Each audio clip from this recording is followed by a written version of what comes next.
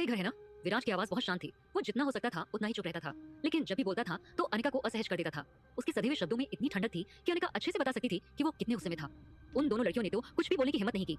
तभी विराट की फिर से कड़क आवाज आई, क्या ये गौतम फैमिली का घर है? विराट के दोबारा पूछने पर वो दोनों लड़कियां घबरा गईं और नीतू ने कहा, हाँ ये गौतम फैमिली का ही घर है, मेरी बुआ का घर।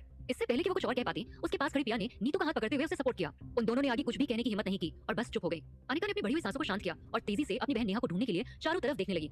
अनिका को उम्मीद थी कि उसकी अभी जो हालत थी उसे ठीक करने में बस वही मदद कर सकती थी। तभी विराट की आवाज से अनिका का ध्यान फिर से विराट की तरफ गया। Tell me just one thing, clear it. बताओ मुझे अभी कि तुम अभी इन दोनों बच्चों के साथ क्या कर रही थी? विराट उन दोनों से अभी के अभी इस बात का जवाब चाहता था कि वो लोग काव्य और काय के साथ क्या करने की कोशिश कर रही थी। राहुल ये बात अच्छे से समझ रहा था कि विराट कितने गुस्से में था। उसने तुरंत ही इस मामले में बीच बचाव करने की कोशिश करी और उन दोनों लड़कियों से कहा, तुम्हें पता है आज रात यहाँ कितने सारे गेस्ट आए हैं? गौतम फैमिली को पता होना चाहिए कि उन्हें अपने गेस्ट के साथ किस तरह से बिहेव करना है। तुम दोनों लड़कियां भूल गई हो और इन दोनों छोटे बच्चों पे चोरी का झूठा इल्जाम लगा रही हो। तभी उन दोनों लड़कियों ने राहुल के साथ बहस करने की कोशिश की। हमने कुछ नहीं किया है। लेकिन राहुल ने उनके बहाने को नजरअंदाज कर दिया और बोला, यहाँ आए हुए हर एक गेस्ट ने सब देखा है कि तुमने क्या किया है। इतना कहकर राहुल उन दोनों लड़कियों से थोड़ा दूर चला गया और काव्य और काय के पास जाकर पूछने लगा, काव्य, काया, मुझे बताओ यहाँ क्या हुआ था? इससे पहले कि दोनों बच्चे कोई जवाब दे पाते, सारिका ने कहा, ओह विराट, राहुल, क्या हुआ? ये दोनों बच्चे फिर से किसी मुसीबत में फंस गए क्या? अब तुम तो जानते ही हो कि इन्हें हमारी भतीजी कियारा ने पाला पोसा है। अगर ये हमारी फैमिली में पले बड़े होते तो ये सब कुछ नहीं होता। कियारा ने इनको अच्छे से पाला पोसा ही नहीं है। कोई बात नहीं, आप लोग परेशान मत होइए, मैं सब कुछ देख लूंगी। अब से मैं इन बच्चों को अच्छे से संभालूंगी। सारिका तुरंत इस पूरे मैटर में बीच में बोलने लगी। वो तेजी से अपने पैरों की सैंडल से आवाज करते हुए कियारा की तरफ गई और काव्य और काया को अपने पास खींच लिया। सारिका ने चुपके से अपनी ताकत का इस्तेमाल करते हुए दोनों छोटे बच्चों के हाथों को कसकर पकड़ लिया।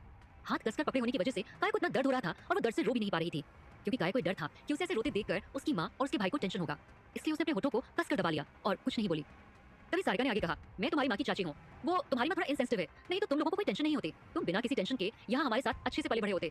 अभी तुम्हारे लिए ऐसा करना इम्पॉसिबल नहीं है। तुम बस प्रॉमिस करो कि तुम यहाँ आओगी और हमारे साथ ही रहोगी, ठीक है ना? जैसे ही सारिका ने बोलना बंद किया, वहाँ मौजूद सारे लोग गौतम फैमिली के मुखिया के इतने अच्छे और प्यार भरे बिहेवियर की तारीफ करने लगे। सारे गेस्ट सारिका की तारीफ कर रहे थे कि वो कियारा के साथ के अपने झगड़े को भुलाकर इन दोनों बच्चों को अपने फैमिली मेंबर की तरह एक्सेप्ट करने के लिए तैयार हो गई थी। गौतम फैमिली के लिए कियारा एक ऐसी इंसान थी जिसने हमेशा से ही गौतम फैमिली की रेपुटेशन को मिट्टी में मिलाया था। जब से कियारा वापस मुंबई लौटकर आई थी तभी से कियारा लगातार ये साबित कर रही थी कि वो कितनी बेवकूफ और इमेच्योर थी। यहाँ तक कि वो बार-बार अपने बच्चों को मुसीबत में भी डाल रही थी। गेस्ट की भीड़ में मौजूद सारिका के सपोर्टर्स ने सोचा कि सारिका का कियारा से उसके बच्चों को छीनने का ये प्रपोजल बहुत बढ़िया था। कियारा तेजी से सारिका के पास गई और अपनी बेटी का हाथ सारिका के हाथ से छुड़ाते हुए बोली, आपको मेरे बच्चों की चिंता करने की कोई जरूरत नहीं है। अभी उनकी माँ जिंदा है, वो उनके बारे में अच्छे से सोच लेगी। काया भी जल्दी से अपनी मम्मा के पास जाना चाहती थी और सारिका की इस मजबूत पकड़ से छूटना चाहती थी। काया को अपनी सो कॉल्ड नानी और उनके हाथ पकड़ने का तरीका बिल्कुल भी पसंद नहीं आया था। ये सच में बहुत ज्यादा दर्द देने वाला था। काया को अपनी तरफ खींचकर काव्य ने अपनी आईब्रो चढ़ा ली। उसका चेहरा गुस्से से लाल हो गया था, लेकिन काव्य जानता था कि उसे अपने बड़े लोगों के साथ इस तरह से बिहेव नहीं करना चाहिए। इसलिए काव्य ने सारिका से कुछ भी नहीं कहा। इसके बजाय काव्य ने चुपचाप अपने इमोशंस को कंट्रोल किया और अपना सारा ध्यान अपनी बहन काया को प्रोटेक्ट करने में लगा दिया। नीतू, जो बहुत देर पहले तक विराट की स्ट्रॉन्ग और इफेक्टिव प्रेजेंस से डरी हुई थी और मुश्किल से सांस ले पा रही थी, अब वो फिर से घमंडी नजर आने लगी थी। नीतू ने कियारा को घूरकर देखा और बीच में आकर खड़ी हो गई ताकि कियारा अपने बच्चों को सारिका से दूर न ले जा पाए। नीतू ने कियारा पर इल्जाम लगाते हुए कहा, कियारा, ये तुम अपने बच्चों के साथ बिल्कुल भी अच्छा नहीं कर रही हो। तुम उनके फ्यूचर को बर्बाद करने की कोशिश कर रही हो। उसकी बात सुनते ही अनिका ने भी धीरे से कहा, विराट, तो कियारा को मनाने में हमारी मदद क्यों नहीं करते? कियारा का ये बिहेवियर बिल्कुल भी अच्छा नहीं है। मेरी मम्मा बहुत ही ज्यादा सॉफ्ट हार्टेड है और वो कियारा और उसके बच्चों को सपोर्ट करना चाहती है। इसके अलावा तुम तो जानते ही हो कि हम एक फैमिली बनने जा रहे हैं, इसलिए हम उसके लिए इतना तो कर ही सकते हैं। कियारा को अब इस तरह से और काम करने की जरूरत नहीं है, ये उसके लिए ठीक भी नहीं होगा। कियारा ने मन ही मन सोचा, बढ़िया, बहुत बढ़िया। इस वक्त वो सभी मिलकर किसी भी तरीके से कियारा को वापस गौतम फैमिली में लेकर आना चाहते थे और साथ ही साथ वो तो ये भी चाहते थे कि रॉय ग्रुप उसे जॉब से निकाल दे। सारिका कियारा के साथ इस तरह से क्यों बर्ताव करती थी? वो कियारा और उसके बच्चों को शांति से क्यों नहीं रहने दे सकती थी? तभी विराट ने झुंझलाहट से सभी की तरफ देखते हुए कहा, वेट अ मिनट, सबसे पहले तो मुझे ये जानना है कि यहाँ पर अभी हुआ क्या था। रिपोर्टर्स का एक ग्रुप भी वहाँ अभी आया था। ये बात तो जाहिर हो गई थी कि उन्हें भी एक मसालेदार कहानी की जरूरत थी और वो उन्हें सीन से मिल गई थी। सारे रिपोर्टर्स उन दोनों ही लड़कियों को कवर करना चाहते थे जो दोनों बच्चों के ऊपर जोर से चिल्ला रही थी और कियारा से झगड़ रही थी। विराट ने काव्य और काया को अपने पास बुलाने के लिए अपना हाथ हिलाकर इशारा किया। विराट के इशारा करते ही किसी की भी हिम्मत नहीं हुई कि उन दोनों बच्चों को अपने पास रोक सके। सारिका भी एक पल के लिए झिझकी और फिर लास्ट में उन दोनों बच्चों को जाने दिया। दरअसल ये गौतम फैमिली का घर था, लेकिन फिर भी विराट किसी को भी इन दोनों बच्चों को डराने या धमकाने की परमिशन नहीं दे सकता था, जिन्हें वो यहाँ अपने साथ लेकर आया था। वो किसी को भी इन लोगों की इस तरह से इंसल्ट करने नहीं दे सकता था।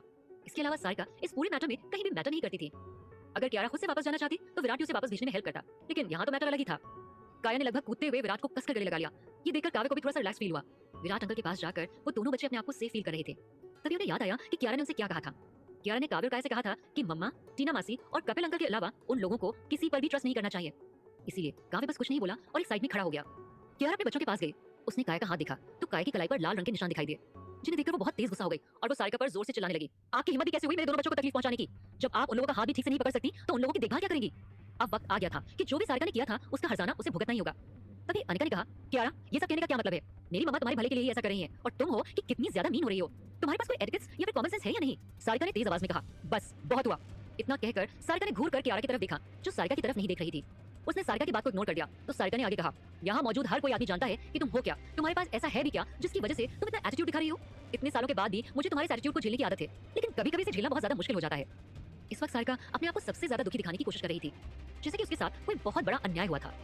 कियारा को इतनी आसानी से परेशान नहीं किया जा सकता था, इसीलिए बस सारिका ये सारे दाव पेच खेल रही थी। अब बहुत हुआ और नहीं, जितना ज्यादा सारिका बोल रही थी उससे भी ज्यादा वो चाल चल रही थी। देखा जाए तो इन सब में उन लोगों को अभी भी कियारा की ही गलती नजर आ रही थी। वो लोग हर चीज को अपने हिसाब से तोड़ मरोड़ कर सबके सामने प्रेजेंट करने में बहुत ज्यादा एक्सपर्ट थे। कियारा को भी उनकी बातें या उनकी कोई और बात मैटर नहीं करती थी, तब तक जब तक काव्य और काया बिल्कुल सेफ थे। विराट ने उस पुरानी हवेली को चारों तरफ से देखा तो वो बिना कुछ कहे सुने समझ गया कि वहाँ हुआ क्या था। ये बात अलग थी कि सारिका और अनिका उसे रोकने की कोशिश कर रहे थे। विराट का चेहरा बिना किसी एक्सप्रेशन वाला था। ये देखकर अनिका ने फिर से अपनी रणनीति बदलने की कोशिश की। अनिका ने ऐसे एक्टिंग की जैसे वो इस पूरी कहानी के बारे में जानती ही नहीं थी। उसने काव्य और काया का बचाव करने की कोशिश करते हुए कहा, नीतू शायद तुमसे समझने में कोई गलती हो गई होगी, कोई भी बच्चा यहाँ से कुछ भी क्यों चुराएगा। अनिका ने ऐसे दिखाया जैसे उसे पूरी बात का पता ही नहीं था और वो बस अपनी कजन बहनों को ही दोष दे रही थी। अपनी कजन बहनों की बुराई करने के बाद अनिका ने कियारा से माफी मांगते हुए कहा, सॉरी कियारा, मुझे माफ कर दो, मैं इन दोनों की तरफ से तुमसे माफी मांगती हूँ, तुम प्लीज गुस्सा मत करो और इन दोनों को माफ कर दो। इन दोनों ने शायद किसी मिसअंडरस्टैंडिंग की वजह से ऐसा कुछ कह दिया होगा। अनिका की इस हरकत से नीतू और प्रिया दोनों बहुत ही ज्यादा गुस्से में थी। गुस्से की वजह से उनके चेहरे लाल हो गए थे। उन्होंने अपने मनी मन गुस्से से बड़बड़ाते हुए सोचा, अनिका इस औरत के लिए हम लोगों को क्यों सुना रही है, अगर ऐसा ही चलता रहा तो हम लोगों की बहुत ज्यादा इंसल्ट हो सकती है। हमें इन सबसे निकलने के लिए नेहा को ही अपने सपोर्ट के लिए बुलाना होगा, ये किसी काम की नहीं है। अनिका के इस बिहेवियर की वजह से वहाँ मौजूद सारे गेस्ट कियारा से और भी ज्यादा नाराज हो गए। उन्हें लगा कि कियारा ने अपने बच्चों की अच्छे से परवरिश नहीं की है। वो बिना किसी से पूछे दूसरे लोगों की चीजें ले लिया करते थे और उसके बाद भी कियारा उन दोनों को समझाने के बजाय खुद भी घमंड से किसी दूसरे के घर आकर तमाशा कर रही थी। ये बात अब तक किसी को पता नहीं चल पाई थी कि वास्तव में चोरी हुआ क्या था। ऐसा भी क्या चोरी हुआ था, कहीं ये कोई साजिश तो नहीं थी या फिर विराट का सोचा समझा कदम। डियर लिसनर, अब अगली ऑडियो सीरीज प्ले होगी।